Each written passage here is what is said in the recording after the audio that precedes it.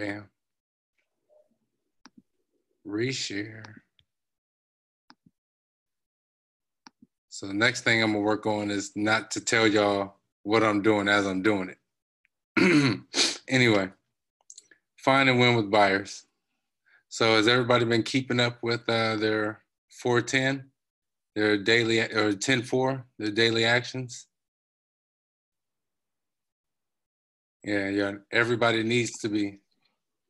Hey, Bill. All right, so we need to be previewing 10 homes. We need to be contacting 10 people a day. How many people are keeping up with that? Because that's really, where we are. That's the one thing we need to be doing is keeping up with people, is really finding 10 people in our database, 10 people in our phone that we haven't talked to on a regular basis, and attempting to reach out to them and to basically, see how people are really, and know that, people aren't really ready and thinking about buying real estate right now. But, some people need somebody to check up on them. Why not you? Why not have that be part of who you are to your clients? Somebody who is really checking up on and concerned about them when they're not in a real estate transaction. So we need to make our contacts. We need to be sending out our note cards, and right now in this virtual world, we need to be looking at a lot of videos. I mean, there's a lot of stuff out there, a lot of stuff. So take advantage of what's out there right now and what's being put out there. So adding 10 contacts, speak with 10 people, write 10 notes, and preview in 10 homes. I mean, it's really important right now to reach out to people, because there are a lot of people who aren't. And you want to grab that mind share when there's a time where we see a vacuum of people working. There's a lot of people not working. All right. So let's just consider that this is one of the best times to be able to reach out, because guess where people are? They're at home. Yeah. You know what I'm saying? They are at home, and most of the time they're bored. So why not get a phone call from someone I ain't talked to in a month or two, which is, bad already that we're not talking to people. But, we need to be hitting these phones. The one thing that hasn't stopped working in this COVID-19 age is our phones. So let's use them. All right. All right. List of calls, not doing that. Handwritten notes. We should have already done that. All right. So the handwritten notes. I got a client. I wrote a note on a yellow piece of paper with a red marker.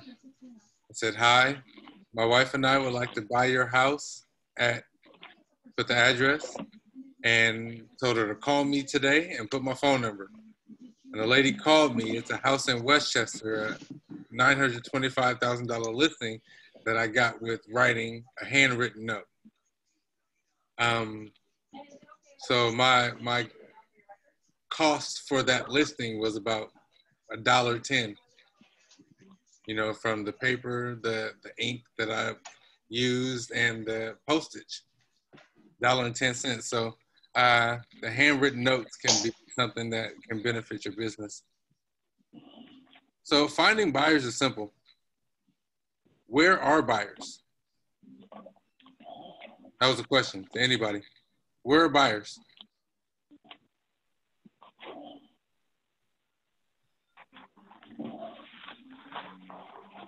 Hello?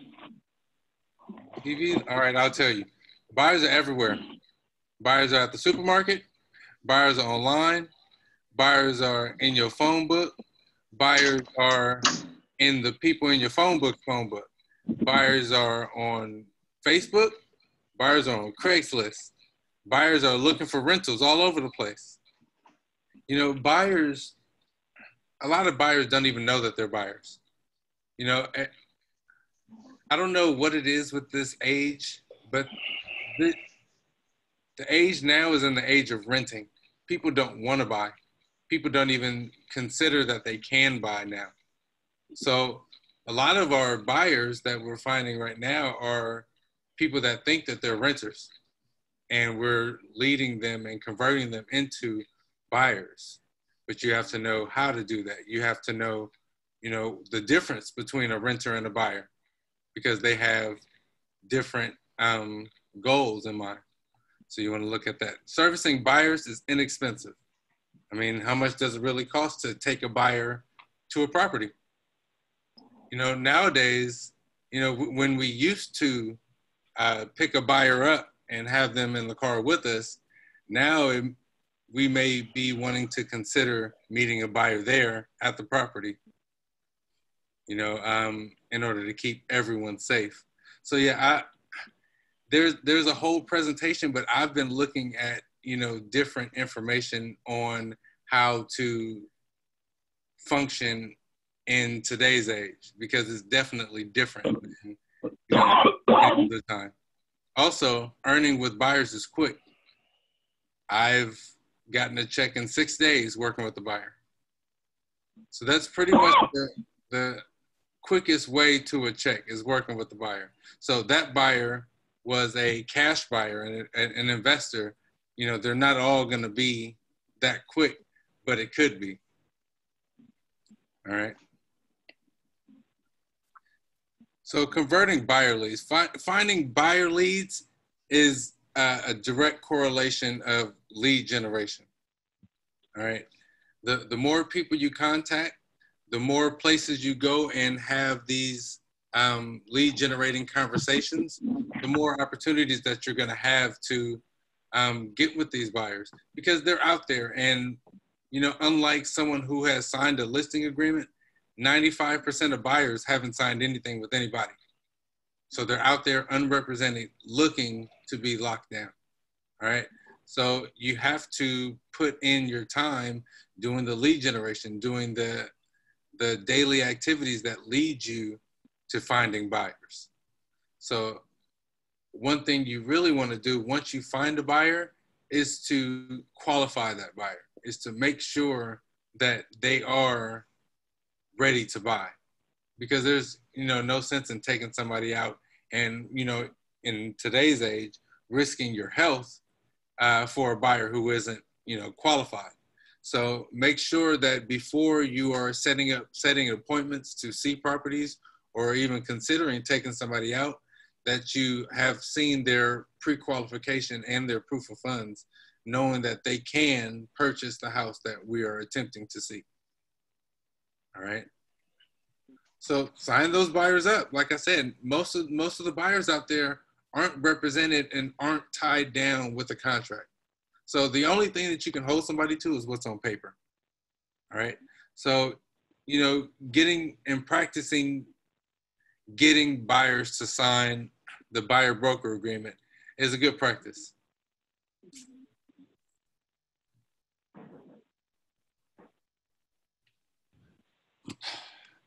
We're not going to watch these videos, but these are very good videos, finding the motivated.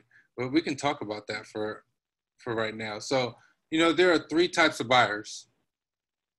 Buyers that are just looking, buyers that are ready to buy in 3 to 6 months, and buyers who are ready to buy right now. The only difference between those 3 types of buyers is their motivation.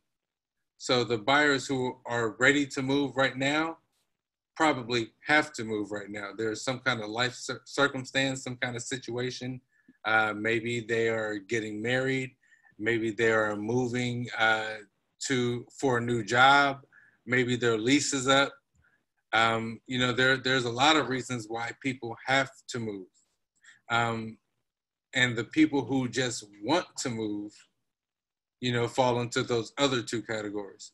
So really finding those people who have to move, that's where you find the gold.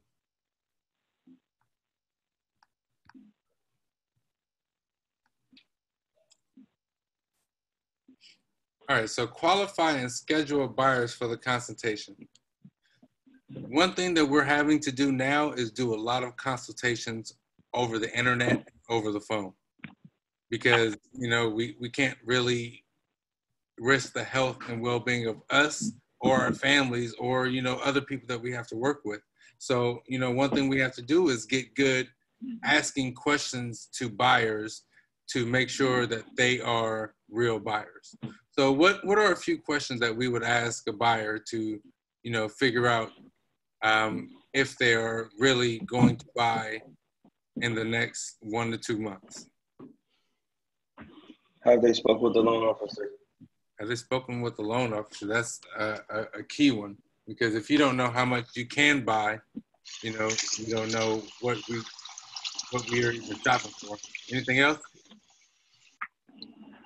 When do you need to move, buyer? When do you need to move? Yeah, that establishes their timeline, and that lets you know that puts them in a what and by when.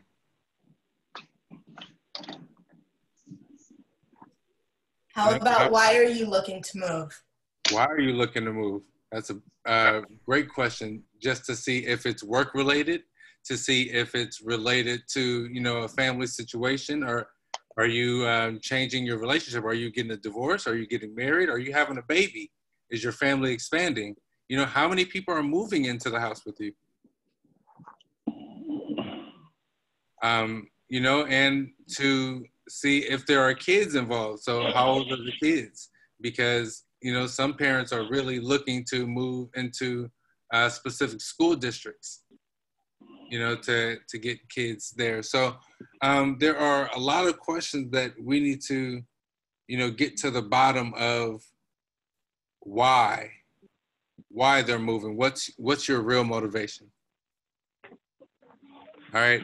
And the one thing that we're really teaching our mentees and the people on our team is to get the appointment, set the appointment. Now they're virtual appointments, but you set the appointment. One reason that you set an appointment is so that you can prepare for the appointment.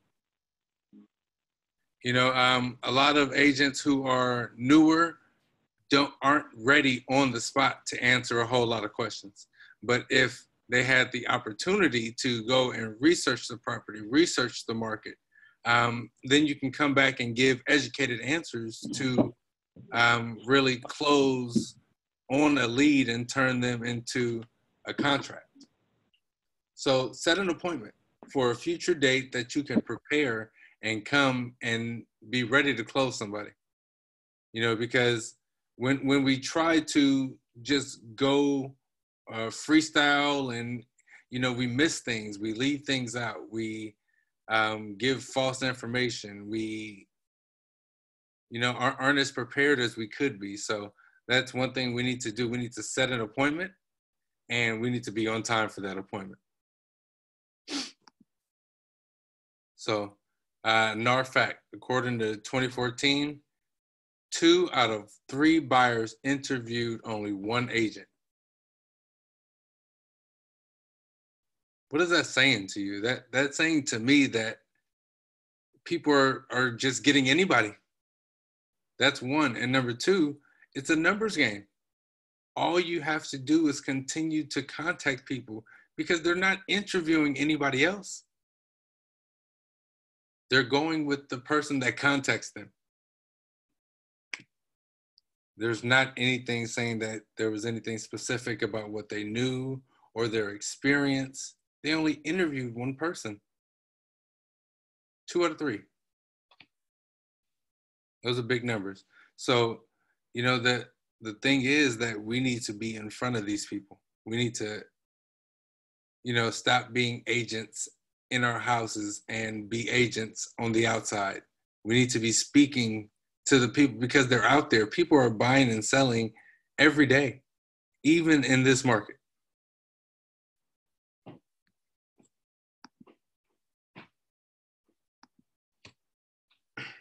So some scripts.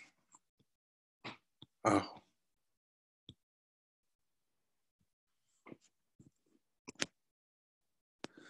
So I got some scripts that I use when handling objections. So let's pick somebody.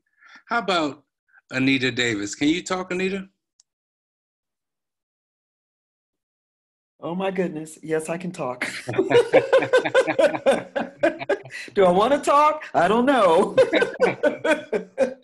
So I'm definitely going to be picking on people that I know can be effective in what I'm asking. Okay. Okay. So I'm not going to ask you to do anything that I don't think you can do. It's to put me on the spot, huh? Yeah, definitely. Because we've been practicing. Oh, yes. Right? Yes. Okay. So let's go with pre-qualifying. So your goal in this call, you're calling me to see if I'm going to be buying a house and to see if you can assist me in that. Okay. All right. So hello. Give me the call. Hello, Anita Davis. Hello. Hi, Anita. This is Lance. How are you? I'm good. How about you? I'm doing great. So I understand you're looking for a house. Yeah, I was looking a couple weeks ago. I was just doing some, research online. Well, what is your decision on this? I mean, are you going to think about moving like soon? Yeah, by the summer, I was thinking about moving. I have 2 kids and, we were looking to get them into the Inglewood School District. Oh, okay. Well, are you pre-qualified? I've talked with the lender, but, we don't have any real numbers locked down. Well, tell you what, why don't I have a lender call you tomorrow, let's say about 2 p.m. Does that work for you?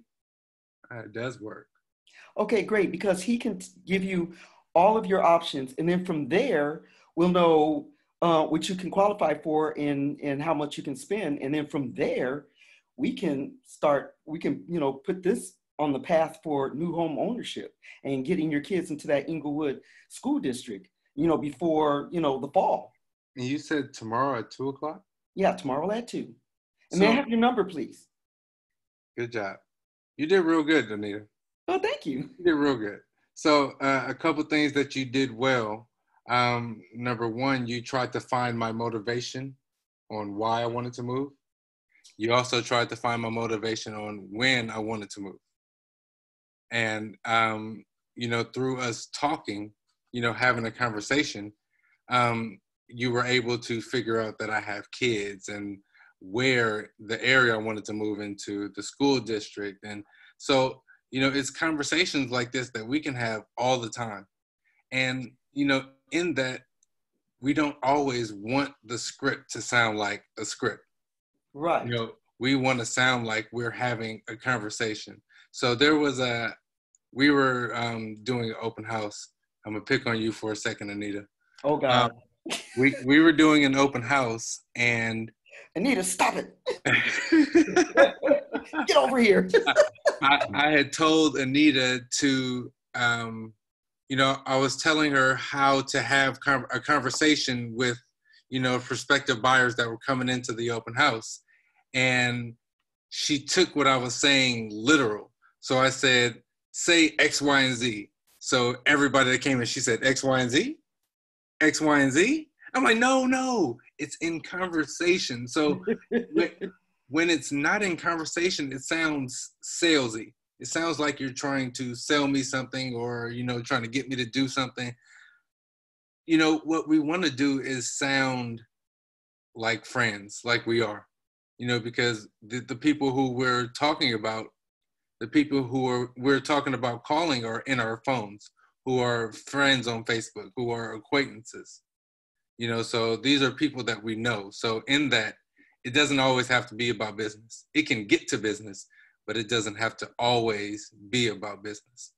Yeah, I got better, and I listened to what you said. I got better as the time went. I think you remember that. Yeah, you definitely did. Because you were able to let me handle it by myself after a while, and I was more comfortable, and I could have the conversations. I was very comfortable. Once you're comfortable, that's when the conversations happen. Yeah, so it's about the second part in here. It says handling objections.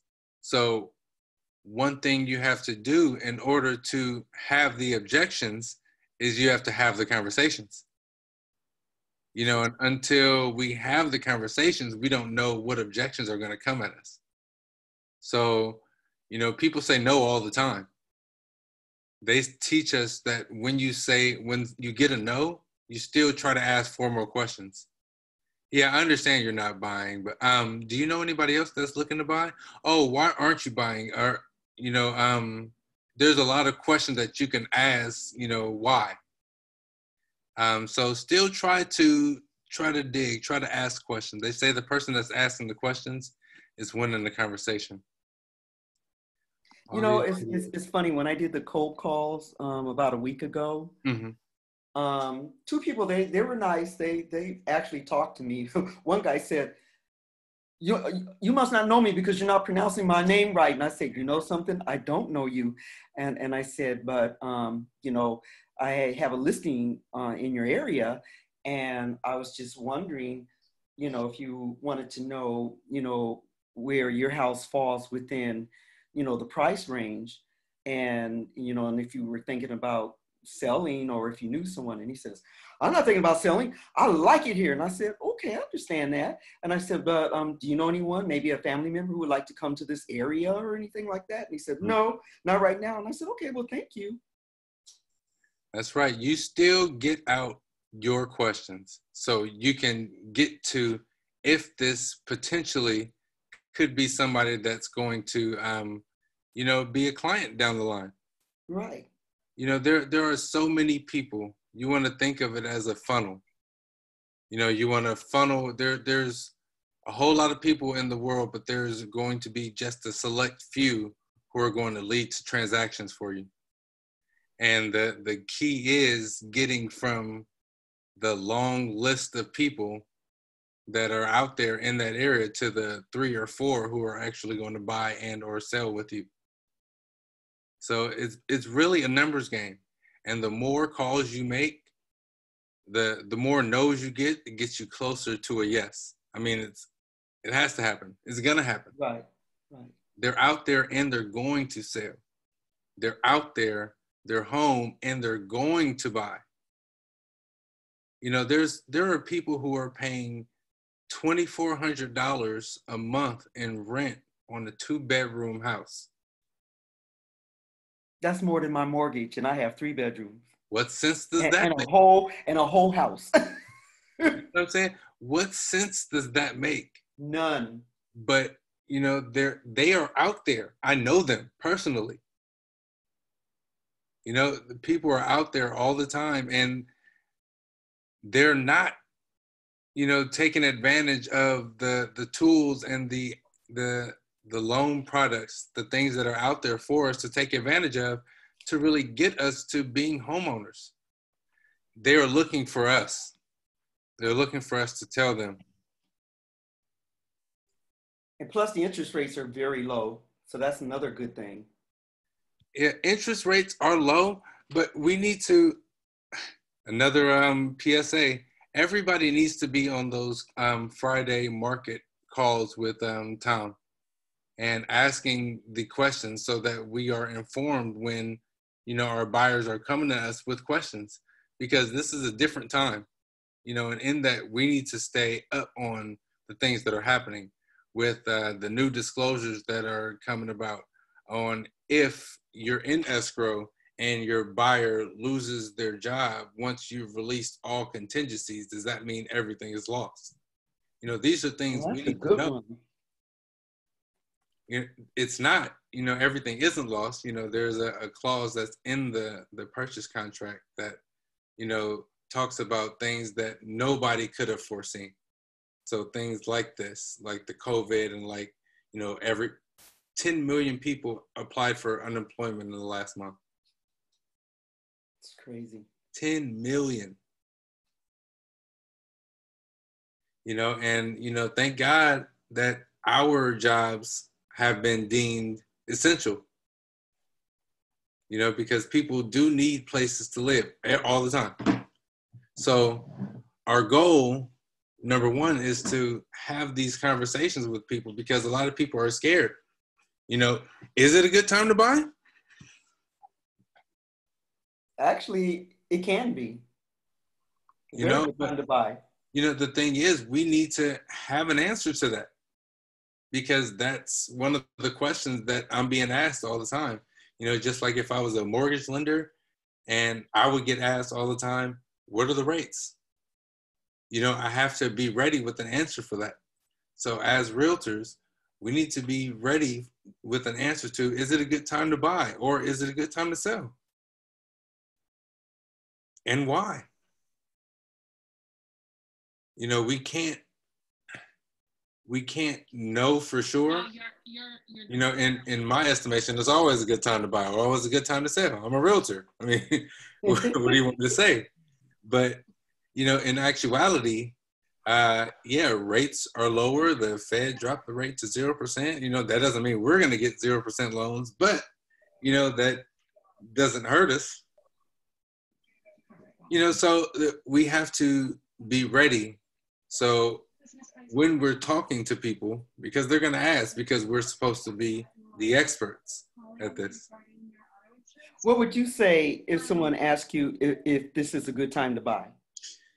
I do think it's a good time to buy. There are a lot of people who are worried about their job situation. They're worried about, you know, the future.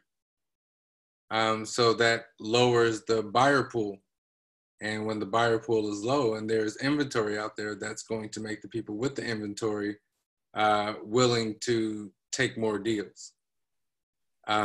So if I were in the market right now, I would stay right there, you know, because there are a lot of homes who are taking price reductions. It wasn't necessarily the case with the two most recent appraisals I've gotten. But there are a lot of properties who are taking price reductions. So this is a good time to buy if you are willing to be patient. Okay. Would you say it's a good time to buy too, particularly if you're a well-qualified borrower / buyer? Because I don't know, I've heard of kind of guidelines tightening a bit for some of the loan programs out there. Yeah, they are tightening up. You know, there's just more hoops, you know, having to jump through. Like, you know, before they take a job verification up to 10 days before closing. Now they're asking that on the day of the closing, they're doing a job, you know, making sure that you still have a job on that day. So, you know, it is becoming a little more, you know, scrutinized, but it's for the better though. Right. For those that can get through those hoops, definitely it's good for that buyer. Yeah, so in that, there are not a lot of buyers out there right now. There are a lot of people who are nervous. Yeah. I've had, you know, a couple investors, you know, that are holding their money because they don't know what's going to happen. And I have a couple investors who are in deals who are offering a whole bunch lower than where they were under contract for. So it's a time where some people are trying to, I believe, take advantage. But you know, at the same time, if I'm an investor, I could be holding this property for 6 months to a year when I only anticipated holding it for 3 months. So I don't know. You know, I can make my best guess. So that's the thing.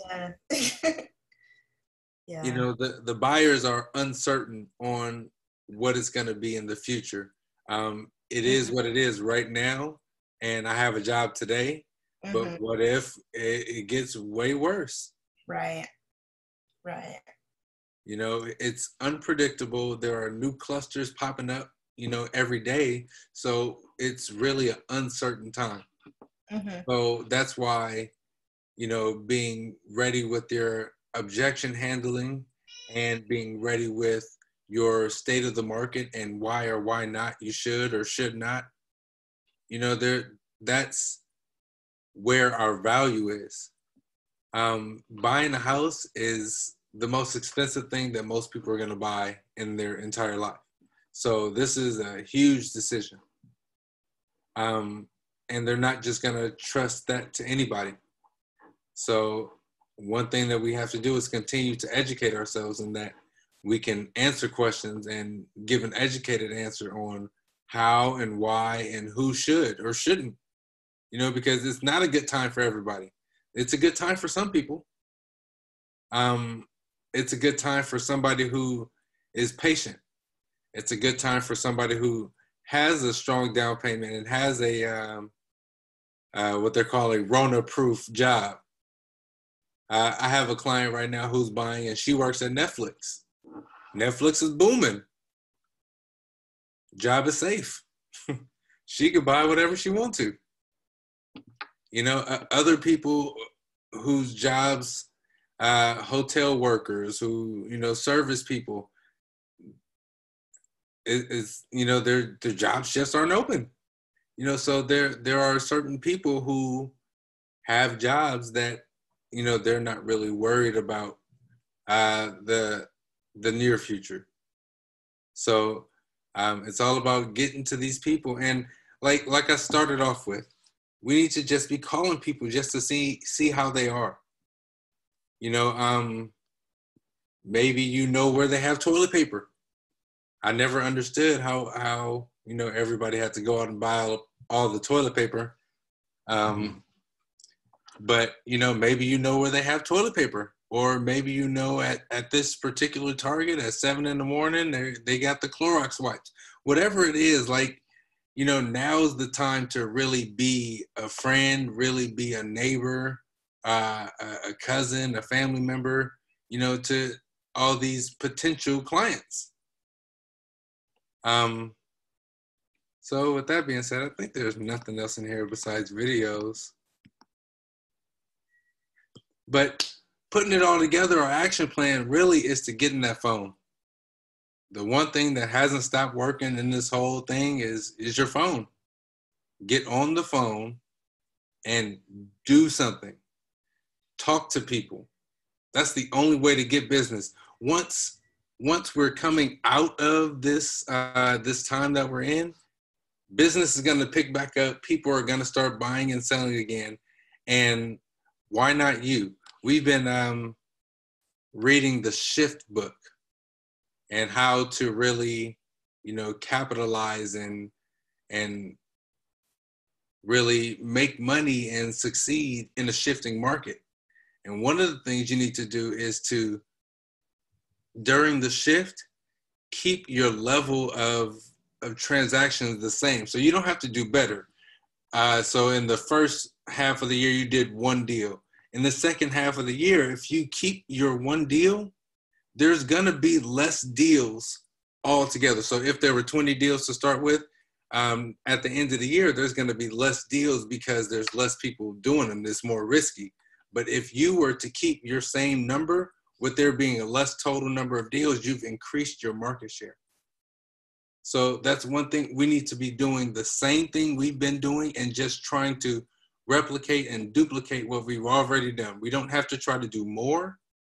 We just have to keep consistent, because if we're consistent with our lead generation, with our with our buyers and sellers, then after the shift, we will have grasped a bigger market share.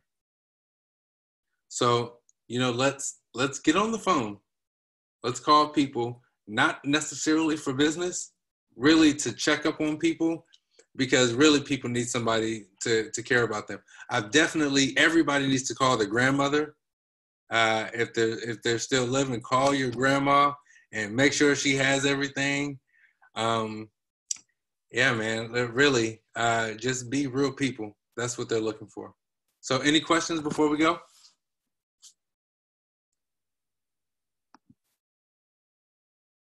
Nope. Well, this is us signing off. Thanks, Lance. Great class. All right, bro. Yeah, good looking. Thanks, everybody. All right.